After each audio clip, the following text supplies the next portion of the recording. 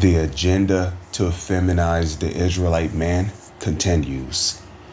All right, Shalom Israel. First and foremost, as always, I would like to give all praises, honor, glory, respect, and blessings to Yahweh, Bahasham, Yahweh Shai, Bahasham, Rachaha, Quadash.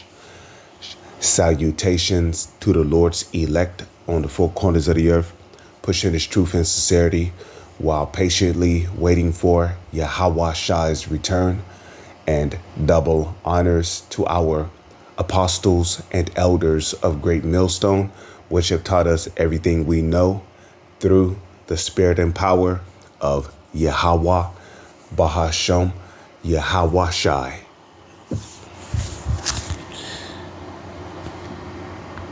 Is this a new trend?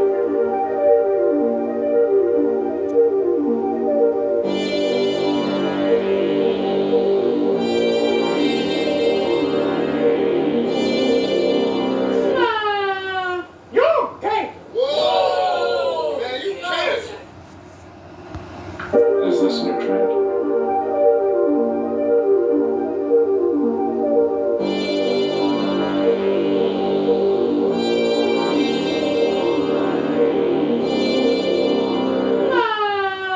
You can't. Whoa! Man, you can't.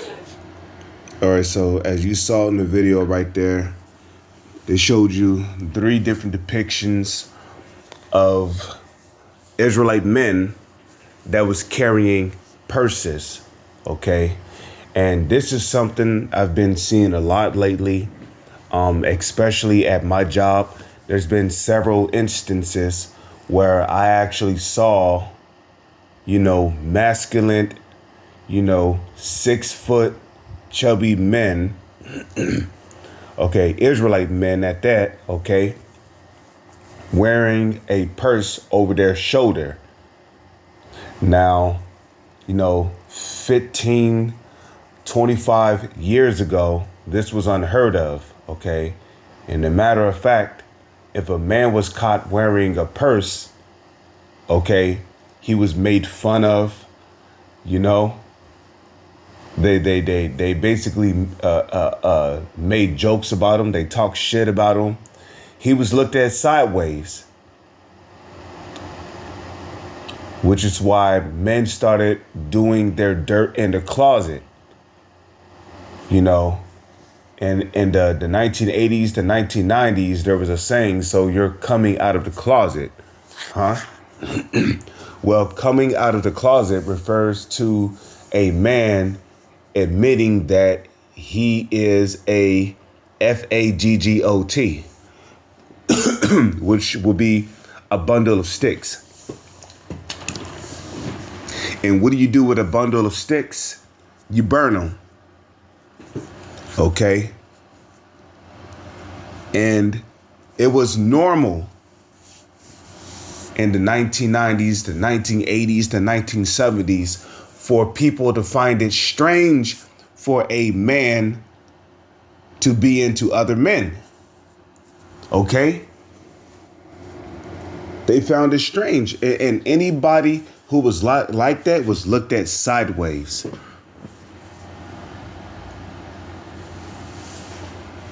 Okay? Okay, he was looked at sideways.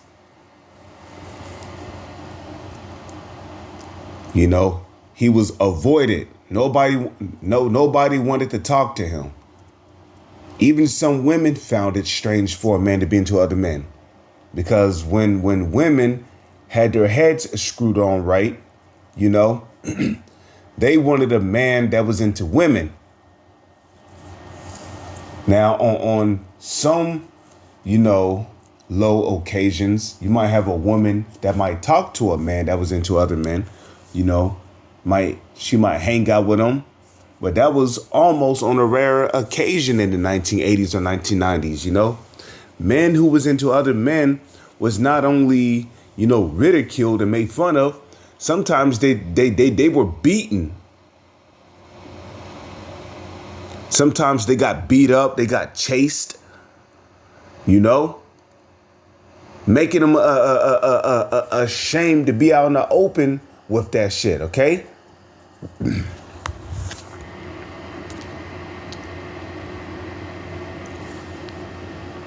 Okay, so 144, call halayim la, Yahweh Bashem, Yahweh Shai. Okay. Let's see, Bible. Yeah. We could do this. Okay. Let's do this. Indonesia shark attacks. Ain't nobody interested in that. Let me see. Okay. What does coming out the closet mean? With a question mark. Coming out the closet is a metaphor that refers to the process of accepting and sharing one's sexual orientation, gender identity, or romantic orientation with others. You know, and if you notice, they're they're watering it down. Okay. Now they say others, but it really should say a person's sexual orientation and gender identity or romantic orientation with the same sex. That's what it really should say. Okay. Let me see what else it says here. Coming up was used to describe a young woman attending a skeleton in a closet, and it was used to describe hiding a secret due to social stigmas or taboos. Closet meant bedroom, so sexually was not okay.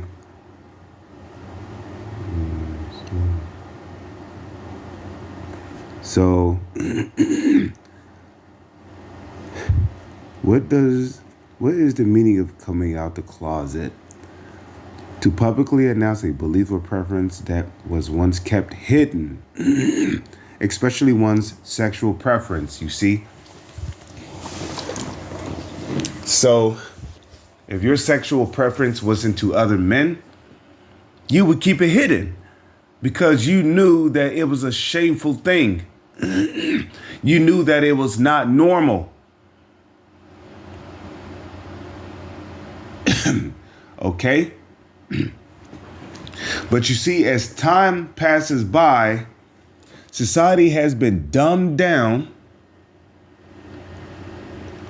and people has been exposed to Moism through TV, through media, through shows, through movies, cartoons, that people did not realize it, but they've been mentally manipulated into accepting LGBTQ, ABCs. Okay? And they've been slowly accepted into accepting, GA, which GAY used to mean happy, but Newspeak made it to someone, a man that's into other men or a woman that's into other women. Okay?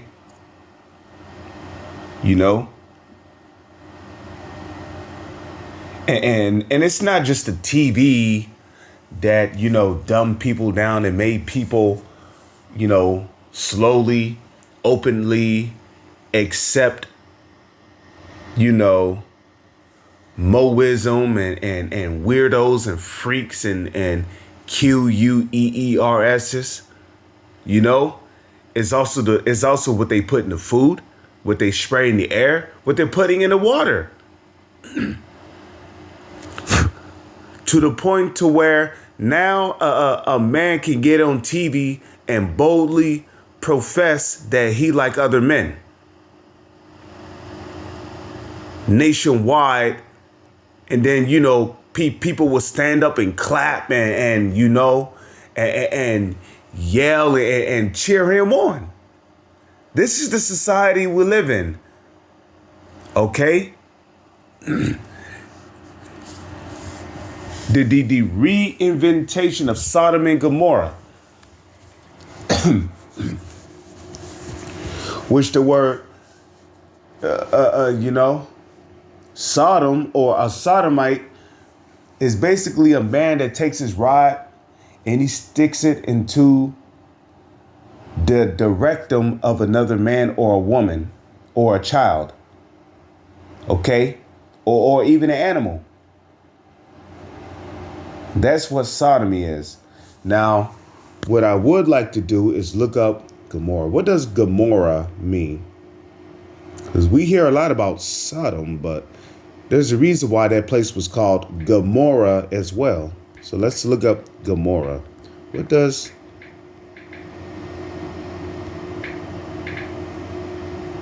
What does Gomorrah mean? Or excuse me, I should have put does, but excuse me. One moment.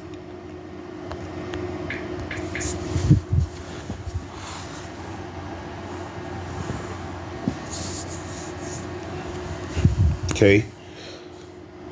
What does Gomorrah mean?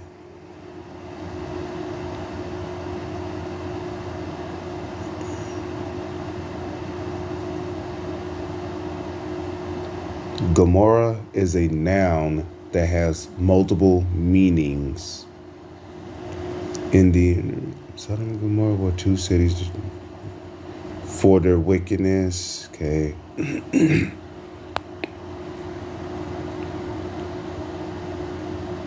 An ancient city,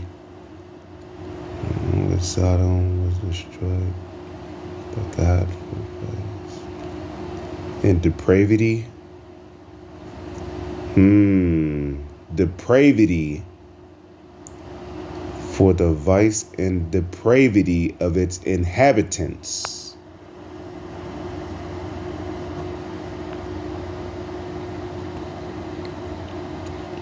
It says be deep, copious. Okay. What does Gomorrah? Sheaf. A bundle of yellow grain. Let's see. Meaning star of the sea.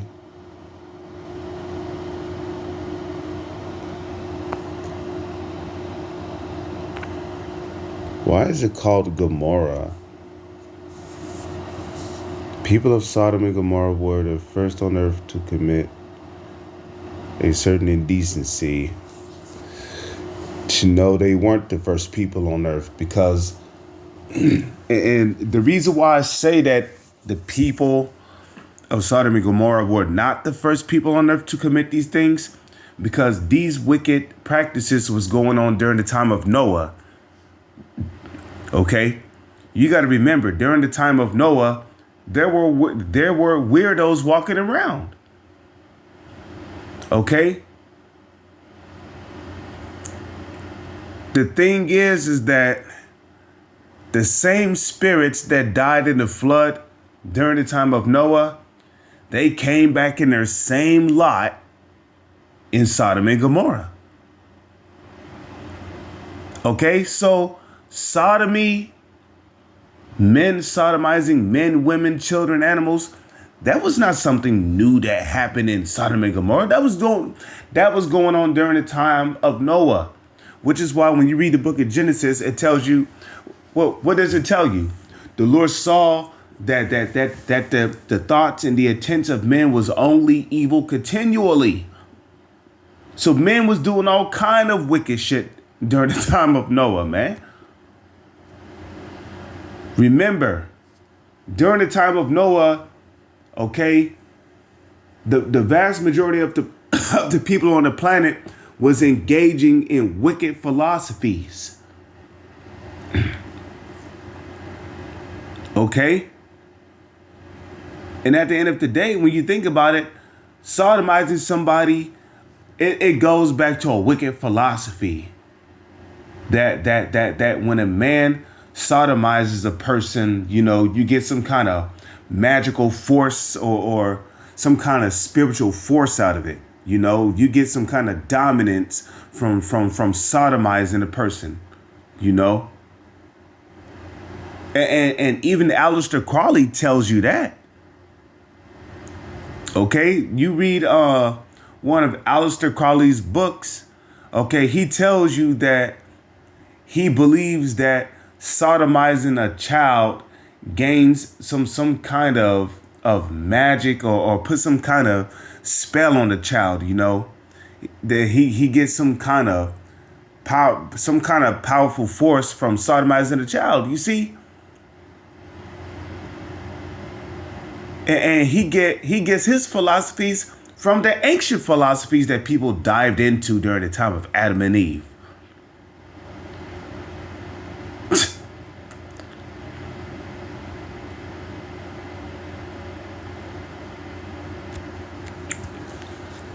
Okay, so it says they lusted after men instead of women.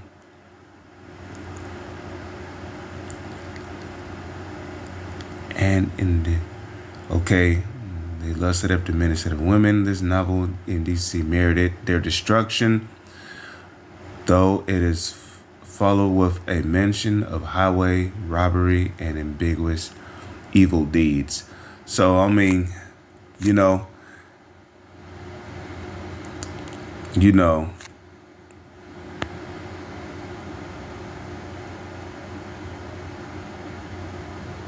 the place of vice, Gomorrah, known for vice and corruption. A Hebrew word meaning Gomorrah means sheaf. Okay. And we're gonna fact check that because they say in the Blue Letter Bible, the Blue Letter Bible, and okay, well let's type in Gomorrah in the Blue Letter Bible and let's see what it says. Gomorrah. Okay.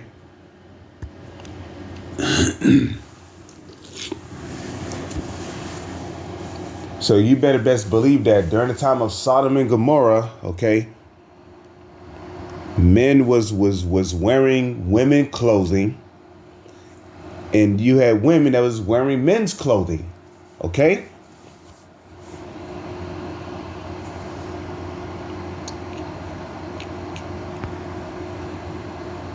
What's going on here? I said look up the word Gomorrah.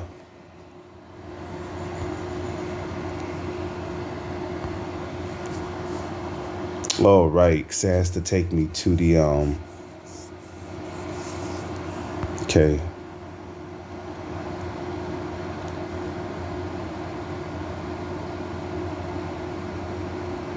And if you notice, the Canaanite, these were Canaanites living in Sodom and Gomorrah. That's why the Lord told us not to marry our children off to the Canaanites, because they were corrupted people. Let's see.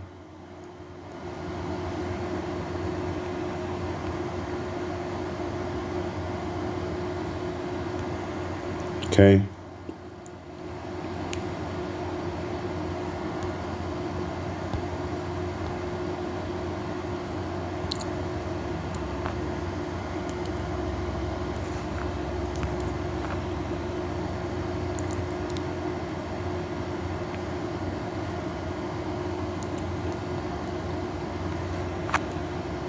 Okay, so I don't know what's going on here, but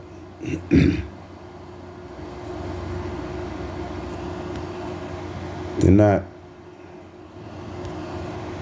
I want to look up this word Gomorrah. What's so hard about that?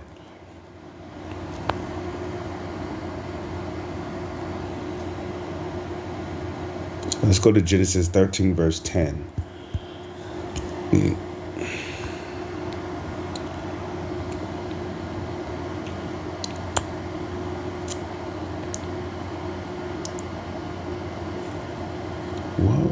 What is all this?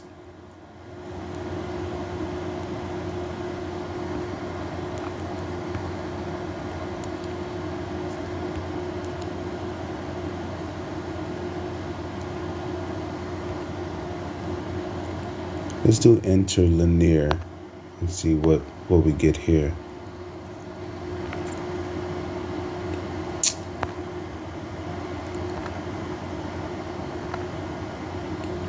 Let's look up Gomorrah. Okay, Gomorrah. And that Hebrew word there is, I believe that's Imara.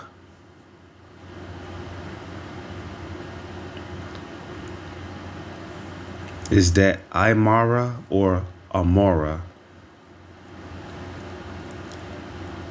See, Amara. Okay, Amara. I believe that's Imara.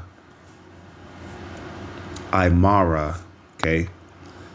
Let's see the definition. It says submersion. Okay. Of iniquity. Okay.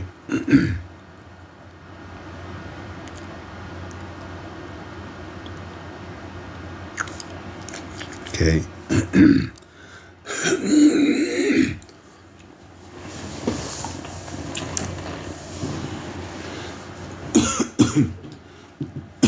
Excuse me. Whew. Okay. And they have a root word etymology here. So let's look up what Imar means. Okay, Imar. So this is Imar. Okay. To bind sheaves. Okay. To manipulate, deal tyrannically with. Okay.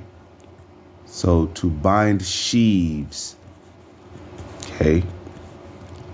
Now we also read this definition in Google.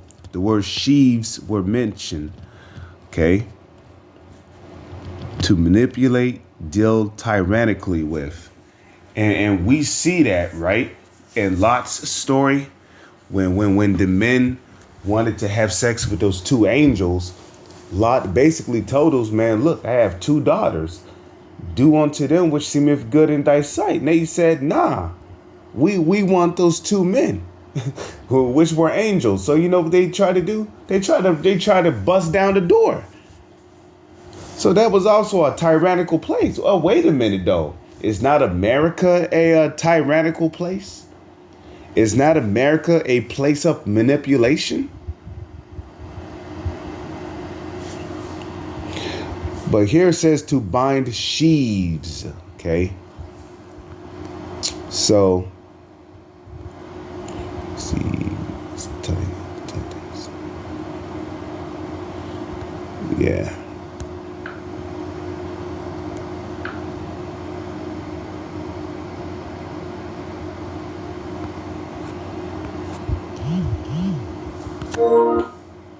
Okay. So let's go back here, okay?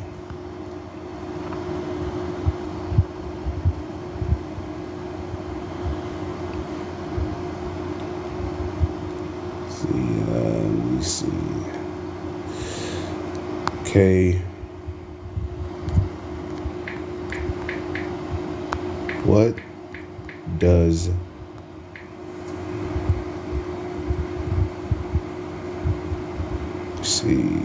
paste? I'll just put sheave mean. Yeah. What does sheave mean?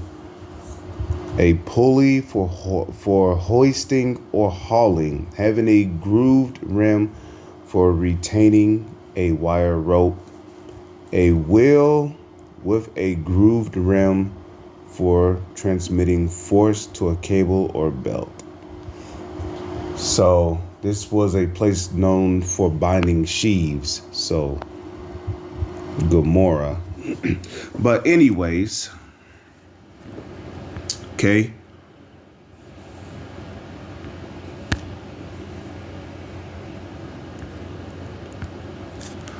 Deuteronomy 22, verse 5.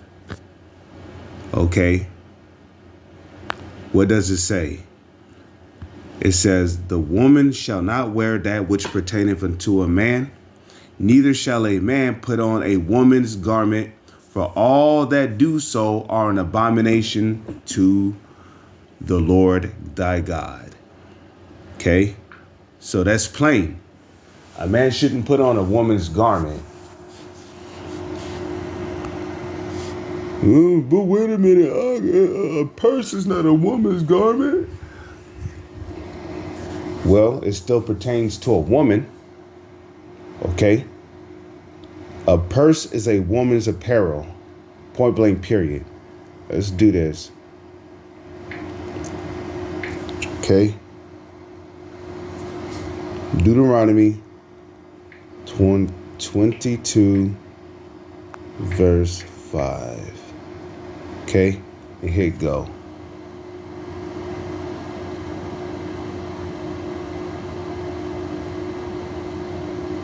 Okay? So let's read this in the NLT. Deuteronomy 22, verse 5 in the NLT. Okay? A woman must not put on men's clothing, and a man must not wear woman's clothing. Okay? Anyone who does this is detestable in the sight of the Lord your God. Now let's read this in the NIV.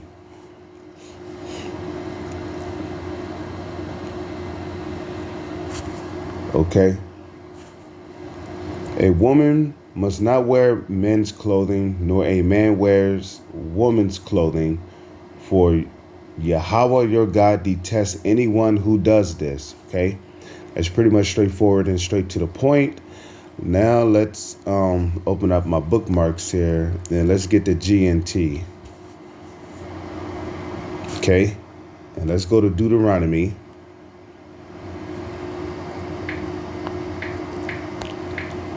Okay, Deuteronomy 22, verse 5.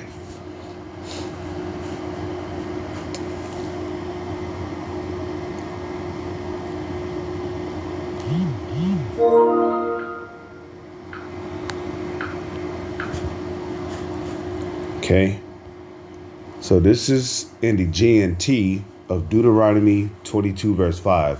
Women are not to wear men's clothing, and men are not to wear women's clothing. The Lord your God hates people who do such things. You see? So the Lord is not okay with a man wearing a purse.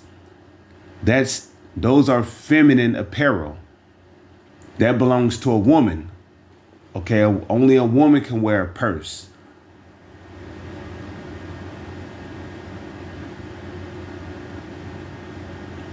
But look, now you got men walking around wearing purses.